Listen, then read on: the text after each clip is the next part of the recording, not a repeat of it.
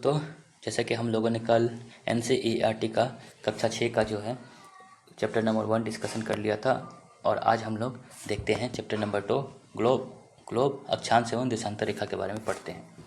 तो चलिए हम लोग देखते हैं। पिछले अध्याय में आप पढ़ चुके हैं कि हमारी पृथ्वी गोलाकार नहीं है। हमारी पृथ्वी क्या है? गोलाकार नहीं है। तो क्या है हमारी पृथ्वी? तो दीर्घवृत्ताकार है। यह उत्तर एवं दक्षिण ध्रुव पर थोड़ी सी क्या है? चपटी है तथा मध्य में थोड़ी सी उभरी हुई है। क्या आप कल्पना कर सकते हैं कि यह कैसी दिखती है? इस संबंध में जानकारी प्राप्त करने के लिए आप अपना अक्ष में सावधानी पूर्वक ग्लोब में देखिए। ग्लोब पृथ्वी का लघु रूप में एक वास्तविक प्रतिरूप है। ग्लोब विभिन्न आकार एवं प्रकार के हो सकते हैं। बड़े ग्लोब जो आसानी से एक स्थान से दूसरे स्थान नहीं ले जाए जा सकते हैं और पॉकेट में रखे योग्य छोटे ग्लोब तथा गुब्बारे जैसे ग्लोब जिनमें हवा भरी जा सकती है आसानी से एक स्थान से दूसरे स्थान तक ले जाया जा सकता है। ग्लोब स्थिर नहीं होते हैं। इसे जो है ना उसी प्रकार घुमाया जा सकता है जैसे कुम्हार का पहिया या लट्टू घूमता है। ग्लोब पर देश, महाद्वीप तथा महासागरों को उनके सही आकार में दिखाया जाता है। पृथ्वी के समान किसी गोले पर किसी बिंदु की स्थिति का वर्णन करना कठिन है। अब प्रश्न यह उठता है कि इस प्रकार किसी स्थान की स्थिति कैसे बताई जा सकती है। इसके लिए हम कुछ बिंदुओं एवं रेखाओं के संदर्भ में आवश्यकता होती है। आप देखेंगे कि एक सुई ग्लोब में झुकी हुई अवस्था में स्थित होती है जिसे अक्ष कहते हैं। ग्लोब पर वे दो बिंदु जिनसे होकर सुई गुजरती है उत्तर तथा दक्षिणी ध्रुव है। ग्लोब को इस सुई के चारों ओर पृथ्वी के भांति पश्चिम से पूर्व की ओर घुमाया जा सकता है। तो पृथ्वी जो है ना, पृथ्वी पश्चिम से पूर्व की ओर ही घूमती है। लेकिन याद रखें कि इन दोनों में एक अंतर है। पृथ्वी को वास्तव में ऐसे कोई सुई नहीं होती है। यह अपने अक्ष पर चारों ओर घूमती है जो एक काल्पनिक रेखा है। एक अन्य काल्पनिक रेखा भी ग्लोब को दो बराबर भागों में क्या करती है? बांटती है, जिसे हम लोग क्या कहते हैं? तो जिसे हम लोग विषुवत वृत्त कहते हैं। विषुवत वृत्त कहते हैं। पृथ्वी के उत्तर में स्थित आधे भाग को उत्तरी गोलार्ध तथा दक्षिण वाले आधे भाग को दक्षिणी गोलार्ध करते हैं। ये यहाँ से ये विषुवत वृत्त है। विषुवत वृत्त के ये वाले भाग को हम लोग जो है ना दक्षिणी गोलार्ध और ये नॉर्थ उत्तर वाले भाग को उत्तरी गोलार्ध कहते हैं। ये दोनों बराबर के आधे भाग में होते हैं। बराबर के भाग आधे भाग में, आधा इधर आधा इधर। इस प्रकार विषुवत वृत्त पृथ्वी पर एक काल्पनिक वृत्त बनाती है एवं यह पृथ्वी पर विभिन्न स्थानों की स्थिति बताने का सबसे महत्वपूर्ण संदर्भ बिंदु है। विषुवत वृत्त से ध्रुवों तक स्थित सभी समानांतर वृत्तों को अक्षांश या समांतर रेखा कहा जाता है।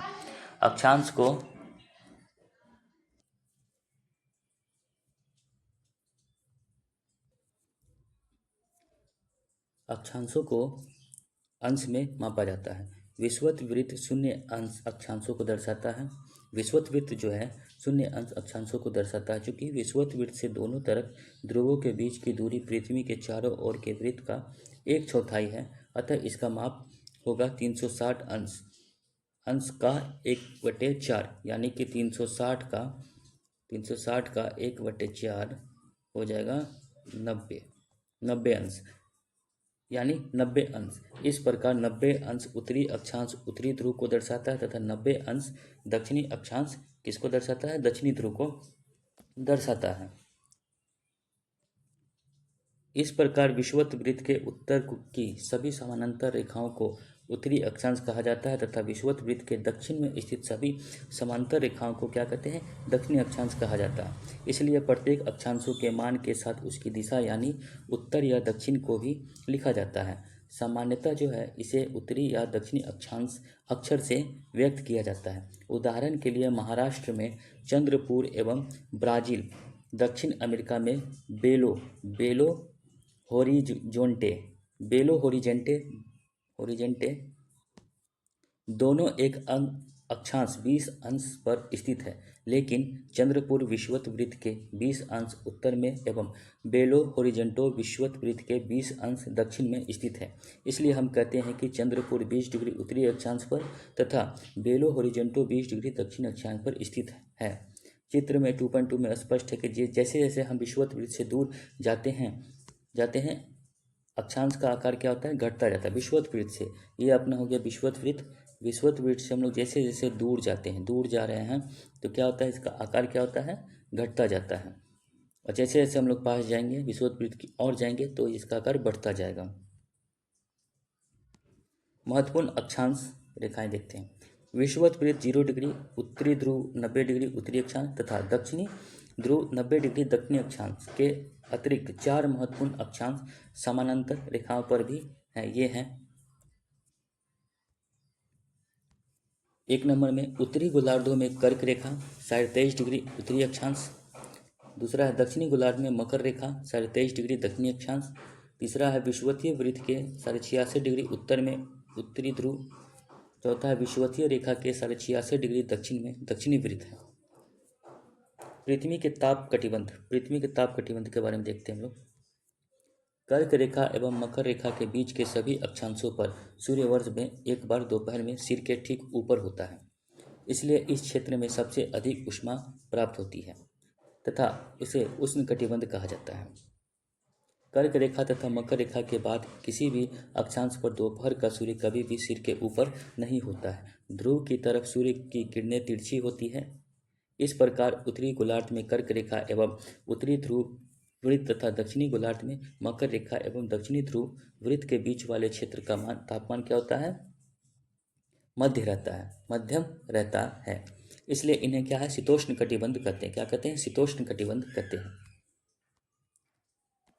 उत्तरी गोलार्ध में उत्तरी ध्रुव वृत्त एवं उत्तरी ध्रुव तथा दक्षिणी गोलार्ध में दक्षिणी ध्रुव वृत्त एवं दक्षिणी ध्रुव के बीच के क्षेत्र में ठंड बहुत होता है। क्या बोल रहा है, देखिए फिर से कर देखते हैं। उत्तरी गोलार्ध में उत्तरी ध्रुव वृत्त एवं उत्तरी ध्रुव तथा दक्षिणी गोलार्ध में दक्षिणी ध्रुव वृत्त एवं दक्षिणी ध्रुव के बीच के क्षेत्र में ठंड का अता बहुत होता है, क्योंकि यह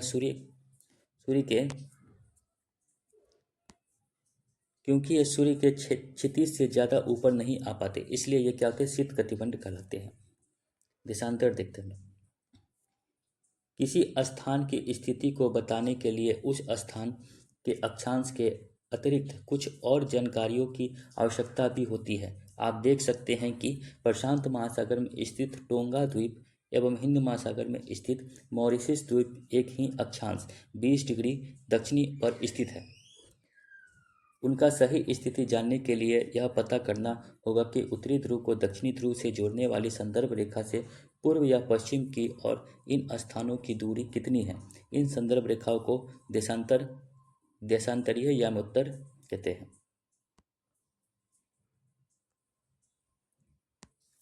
तथा उनके बीच की दूरी को देशांतर के अंशों में मापा जाता है। प्रत्येक अंश को मिनट में तथा मिनट को सेकेंड में विभाजित किया जाता है। ये अर्धवृत्त है तथा इनके बीच की दूरी ध्रुवों की तरफ क्या होती है, बढ़ने पर घटती जाती है एवं ध्रुवों पर शून्य हो जाती है, जहाँ सभी देशांतरीय यामोत्तर आपस में क्या होते हैं, मिल जाते हैं। अक्षांश रेखाओं से भिन्न सभी देशांतर यामोत्तर की लंबाई समान होती है, इसलिए इन्हें सिर्फ मुख्य संख्याओं में व्यक्त करना कठिन था। तब सभी देशों ने निश्चय किया कि ग्रीनविच जहाँ ब्रिटिश राजकीय वेधशाला स्थित है, से गुजरने वाली यामोत्तर से पूर्व और पश्चिम की ओर गिनती शुरू की जाए। इस यामोत्तर को प्रमुख यामोत्तर रेखा कहा गया है। इसका मान 0 डिग्री देशांतर है तथा यहाँ से हम 180 डिग्री पूर्व या 180 डिग्री पश्चिम तक गणना करते हैं। प्रमुख यामोत्तर 180 यामोत्तर मिलकर पृथ्वी को 2 समान भागों में पूर्व गोलार्ध तथा पश्चिमी गोलार्ध में क्या करती है, विभक्त करती है। इसलिए किसी स्थान के देशांतर के आगे पूर्व के लिए अक्षर पूर्वी तथा पश्चिम के लिए अक्षर पश्चिम का उपयोग किया जाता है।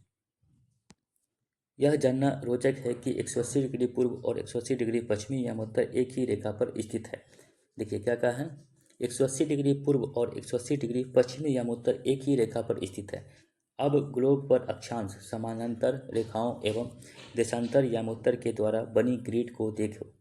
अगर आपको किसी स्थान के अक्षांश एवं देशांतर की सही जानकारी हो तो ग्लोब पर आप उस स्थान का पता आसानी से लगा सकते हैं। उदाहरण के लिए असम में धुबरी 26 डिग्री उत्तरी अक्षांश एवं 90 डिग्री पूर्वी देशांतर पर स्थित है। अब उस बिंदु को देखें जहां दोनों रेखाएं एक दूसरे को काटती है यह बिंदु धुबरी की सही स्थिति बताती है। इसको समझने के लिए कागज पर समान दूरी वाले क्षैतिज तथा ऊर्ध्वाधर रेखाएं खींचिए। ऊर्ध्वाधर रेखाओं की संख्या 1 2 3 4 तथा क्षैतिज रेखाओं को क ख ग घ अंग अक्षरों में व्यक्त करें। जिन बिंदुओं पर ये ऊर्ध्वाधर एवं क्षैतिज रेखाएं एक दूसरे को काटती है वह कुछ छोटे वृत्त खींचिए। इन छोटे वृत्तों को मान लीजिए कि ऊर्ध्वाधर रेखा पूर्व देशांतर एवं क्षैतिज रेखाएं उत्तर अक्षांशों को व्यक्त करती है। देखते हैं दोस्तों, देशांतर और समय। समय को मापने का सबसे अच्छा साधन पृथ्वी, चंद्रमा एवं ग्रहों की गति है। समय को मापने का सबसे अच्छा साधन क्या है? पृथ्वी, चंद्रमा एवं ग्रहों की गति है। सूर्योदय एवं सूर्यास्त प्रतिदिन होता है, अतः स्वाभाविक है कि यह पूरे विश्व में समय निर्धारित का सबसे अच्छा साधन है।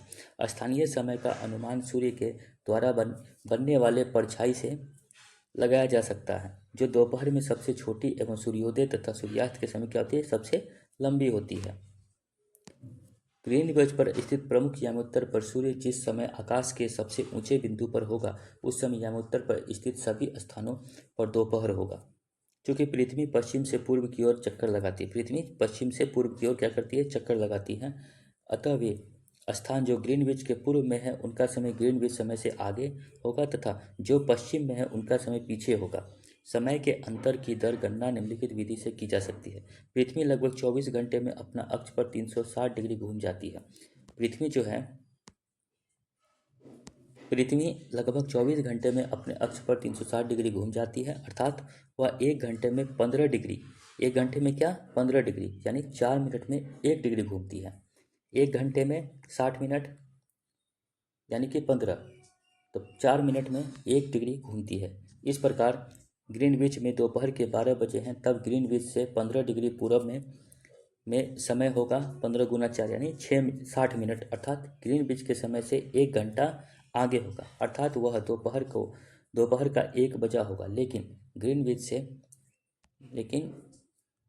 ग्रीनविच से 15 डिग्री पश्चिम का समय ग्रीनविच समय से 1 घंटा पीछे होगा, यानी वहाँ सुबह के 11 बजे होंगे। इसी प्रकार जब ग्रीनविच पर दोपहर के 12 बजे होंगे उस समय 180 डिग्री पर मध्य रात्रि होगा। किसी भी स्थान पर जब सूर्य आकाश में अपने उच्चतम बिंदु पर होता है दोपहर में, उस समय घड़ी में दिन के 12 बजते हैं। इस प्रकार घड़ी के द्वारा दिखाए गए समय उस स्थान का स्थानीय समय होगा। आप देख सकते हैं कि दिए गए दशांतर यमोत्तर पर सभी स्थानों का स्थानीय समय समान है। हम मानक समय जो है क्यों मानते हैं? अलग अलग यमोत्तर पर स्थित स्थानों को स्थानीय समय में अंतर होता है। उदाहरण के लिए बहुत से देशांतर से होकर गुजरने वाली रेलगाड़ियों के लिए समय सारणी तैयार करना कठिन होगा। भारत में गुजरात के द्वारका तथा असम के डिब्रूगढ़ के स्थानीय समय में लगभग 1 घंटा 45 मिनट का अंतर होगा। इसलिए यह आवश्यक है कि देश के मध्य भाग से होकर गुजरने वाली किसी यमोत्तर के स्थानीय समय को देश का मानक समय माना जाए। इस यमोत्तर रेखा के स्थानीय समय को पूरे देश का मानक समय माना जाता है।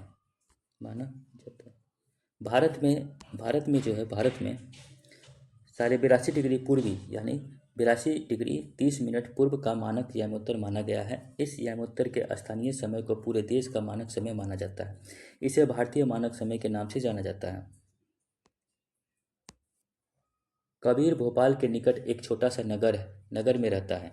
वहाँ अपने मित्र आलोक से कहता है, वह जो है अपने मित्र आलोक से कहता है कि वे लोग आज रात्रि में नहीं सो पाएंगे। भारत में एवं इंग्लैंड के बीच एक क्रिकेट मैच लंदन में 2 बजे अपराह्न में शुरू होगा, अर्थात भारत के समयानुसार मैच शाम 7:30 बजे शुरू होगा तथा देर रात्रि कोष में समाप्त होगा। यह आप जानते हैं कि भारत एवं इंग्लैंड के बीच समय में क्या अंतर है। भारत ग्रीनविच के पूर्व 82.30 डिग्री पूर्व में स्थित है, 82 डिग्री 30 मिनट पूर्व स्थित है तथा यहाँ का समय ग्रीनविच समय से कितना? 5 घंटा 30 मिनट आगे है। इसलिए जब लंदन में दोपहर के 2 बजे होंगे तब भारत के में शाम के कितने बजेंगे? 7:30 बजेंगे। कुछ देशों के देशांतर विस्तार अधिक होता है जिसके कारण वह एक से अधिक मानक समय अपनाएंगे। उदाहरण के लिए रूस में रूस में 11 मानक समय है। रूस में कितना है? 11 है। याद रखेंगे दोस्तों, ये इम्पोर्टेंट है। रूस में जो है मानक समय कितने हैं? 11 मानक समय है अपना गया। पृथ्वी को एक एक घंटे वाले 24 समय क्षेत्रों में बांटा गया है। इस प्रकार प्रत्येक समय में 15 डिग्री देशांतर तक का क्षेत्र को घेरता है। चलिए दोस्तों, ये भी चैप्टर नंबर 2 टॉपिक ख़त्म हो गया। तो इसमें कुछ ऑब्जेक्टिव क्वेश्चन है जिसको हम लोग देख लेते हैं। इसका पहला क्वेश्चन देखते हैं ऑब्जेक्टिव का। प्रमुख यामोत्तर का मान कितना होता है? प्रमुख यामोत्तर का मान 0 डिग्री होता है। दूसरा क्वेश्चन कह रहा है इसमें, दूसरा क्वेश्चन है शीत कटिबंध किसके नज़दीक पाया जाता है? शीत कटिबंध जो है ना, ध्रुवों के क्या नज़दीक पाया जाता है? ध्रुवों के नज़दीक पाया जाता है। शीत कटिबंध जो है ध्रुवों के नज़दीक पाया जाता है, ध्रुवों के। देशांतरों की कुल संख्या कितनी है? तो देशांतर की कुल संख्या कितनी है? 360 है। देशांतर की संख्या कितनी है? 360 है। दक्षिणी ध्रुव वृत्त स्थित है। दक्षिणी ध्रुव वृत्त कहाँ स्थित है? तो दक्षिणी गोलार्ध में स्थित है। दक्षिणी गोलार्ध में स्थित है। इसका आंसर हो जाएगा बी। दूसरा देखते हैं, ग्रिड किसका जल है? ग्रिड किसका जल है? तो इसका आंसर हो जाएगा अक्षांशों या समानांतर रेखाओं एवं देशांतरीय यामोत्तर का। इसका आंसर हो जाएगा बी। कुछ रिक्त स्थान है, खाली स्थान को भरे। तो मकर रेखा डैश पर स्थित है। मकर रेखा जो है ना 23 डिग्री 23 डिग्री दक्षिणी अक्षांश में स्थित है, साउथ में स्थित है। भारत का मानक यामोत्तर कितना है?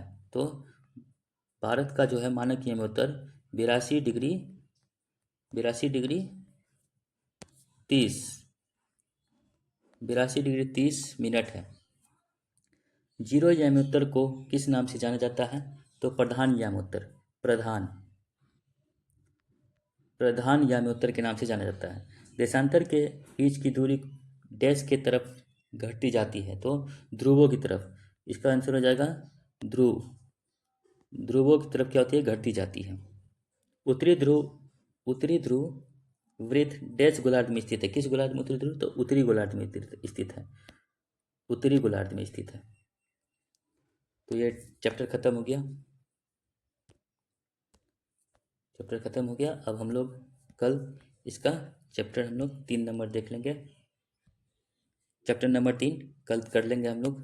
और मिलते हैं हम लोग कल। आप लोग चैनल से जुड़ जाएं, सब्सक्राइब कर लें। जय हिंद।